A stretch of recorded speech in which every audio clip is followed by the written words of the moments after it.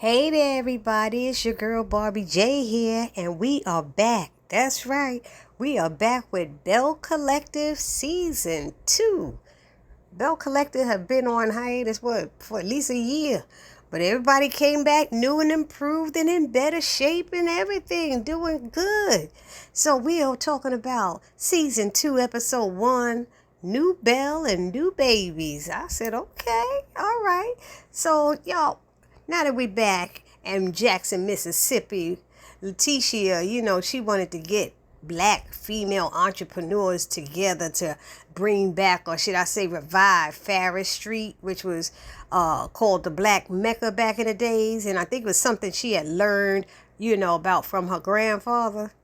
And there seems to have been some, changes that has happened since then. That hasn't happened and come to fruition as she would hope for. But looking at the new season, things have changed in positive ways for most of the women.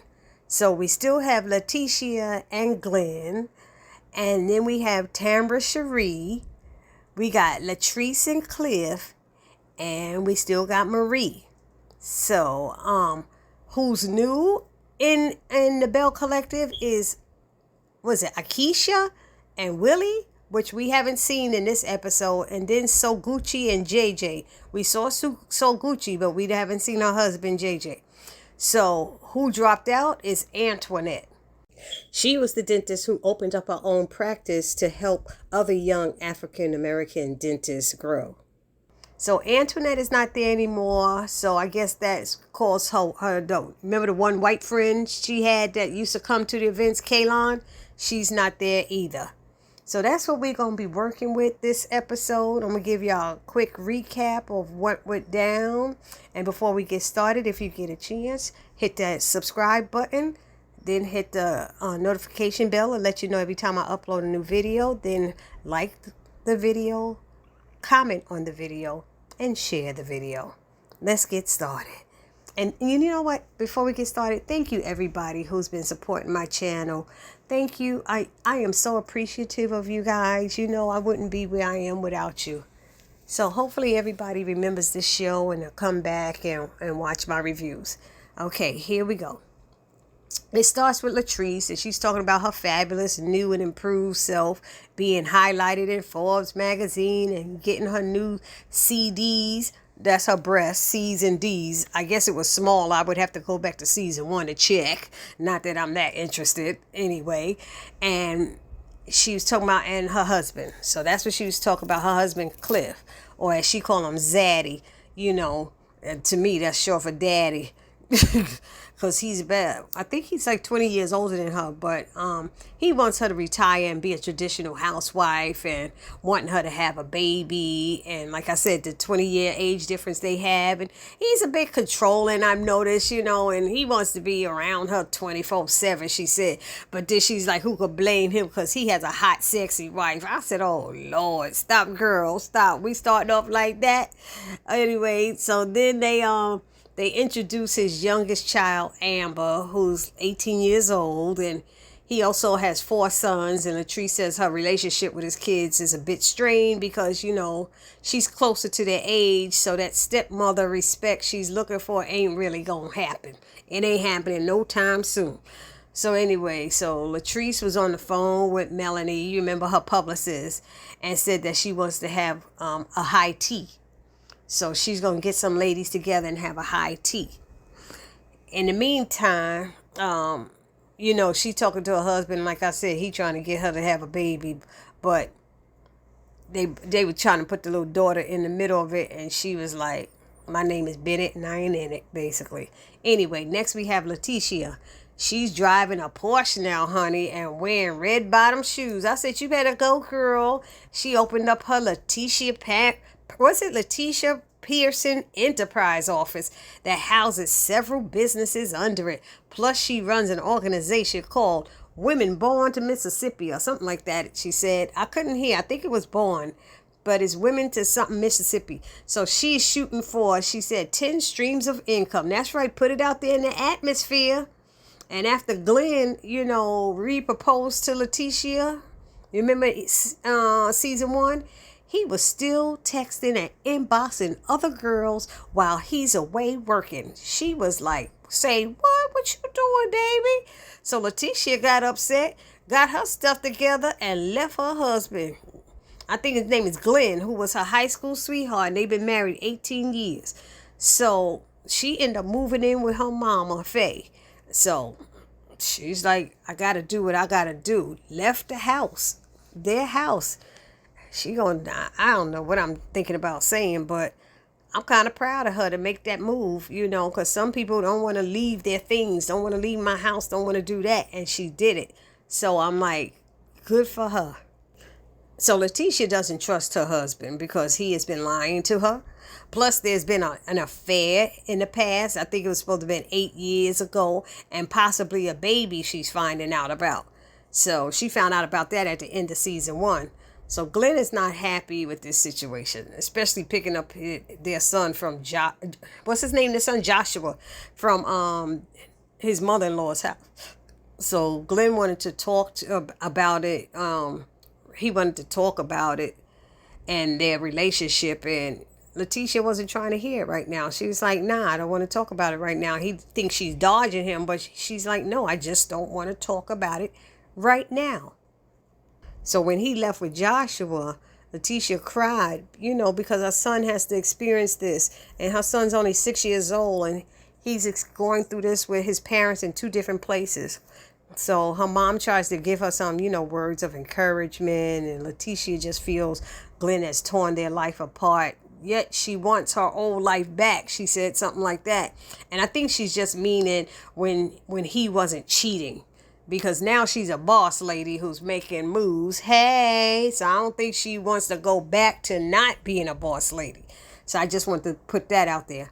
And then next we have Marie, who came back with that, what she calls her rebirth look as a blonde. So she is now talking about, let me introduce myself. I'm Marie Monroe. I said, I guess like Marilyn Monroe. She's like, I'm Marie Monroe. I said, okay, Marie. She didn't look too bad in some of those blonde wigs she had on. So she has several multi-million-dollar businesses in Jackson, Mississippi. We all know that. And she has now added an opioid treatment program to her mental health agency. I said, okay, girl. And she's opening up, 5 methadone clinics. And she's the first Black woman in Mississippi to own a methadone clinic. So she made history. I said, okay, for the history making. Go ahead, Miss Marie. And then Essie is still her business partner in her life, and they're not lesbian, she said. And she stated, let me make it clear. I like dick. I said, okay, so do I. Anyway, well, all right now, I was saying. Anyway, she talks about her husband Cedric's infidelity, and she spoke about her mother wanting to live with her, and her mother's a drug addict. She said things were going great, and then one of her grandchildren's mother, Raven is her name. She was 18 years old and was shot and killed while her 2-year-old son, Zane, was in the back seat. But she looked like, with those bullet holes, it looked like she was in the back seat too. And that baby didn't get touched. The hand of God was all over that boy. And Marie said that same thing. And so the child was unharmed, thank God. And her son, Jerez, he's 23 years old now and has about, I think it's like 3 kids by 3 different females. And Marie takes care of them all, if y'all remember from season 1. And he's in shock that his son has to grow up without his mother. And he tells his mother that he's going to need her help. And she says, I got you. But that he has one simple task, and that's to stay his behind in school and continue to be a positive, because she's proud of him. And while she's having this little heart-to-heart moment with him and telling him she's proud of him, her grandson is in her hands, in her arms, and he passes gas, and they just bust out laughing. She said, did you do that in Mimi's face? It was so funny. It was cute, though. And then last up, they were talking about Miss Tamra Marie. Who I actually saw. I saw her as a commentator on Dish Nation Atlanta, it said, though. Even though she's in Jackson, Mississippi. That was Tamra Marie on Dish Nation.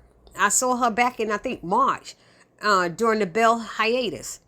Anyway, she's an on-air radio and television personality known as the Midday Diva, and she became the new Midday Queen in the middle of the pandemic in season 1. Her latest career accomplishments is that she has now released a new immunity tea, and it's in 2 stores right now. I wonder what the 2 stores are, but she's trying to get it nationwide. So Tamra's with Damon still. He's her boyfriend, and whom she's known for many years, and they're talking about marriage and having a baby. But there was that issue from, you remember last season about Tamra kept talking about having fibroids. Everybody was getting tired of hearing about it. Which she has had surgery, and they have been taken care of. And the thing is, they told her she had about 4 fibroids. However, she said after the surgery, they had removed 39 of them. She had 39 fibroids in her body. Oh my God. And I know that experience because I had it too, and I had to have surgery. So now they're in a fertility clinic, and they're talking with this doctor, and he mentions something about having unprotected sex and her not even being pregnant. And she was like, oh no, we've never had unprotected sex. And the doc seemed stunned, but I was like, I don't understand why. Some women and men don't want that. Some do, some don't. Probably most do want it, but Anyway, then it goes on to, now we meet one of Leticia's friends, Tasha, and it seems that she helped her get her new enterprise office together. So they get into a conversation about Leticia inviting folks to her new office outside of her house, and Tasha's curious as to how Leticia became so close to Tamra, and she called Tamra Leticia's play friend. She was like, why you say that? But because she says that because she's been her friend. Tasha has been her friend for, she said, like 20 plus years, and she don't remember them being around each other at all. So then anyway, Leticia says she likes Tamra's energy. Then we learn that the man that Tamra is dating and wants to have a baby with Damon is also Tasha's guy friend named Greedy that she has been telling Leticia about all this time. So Damon / Greedy is basically cheating on Tamra with Tasha.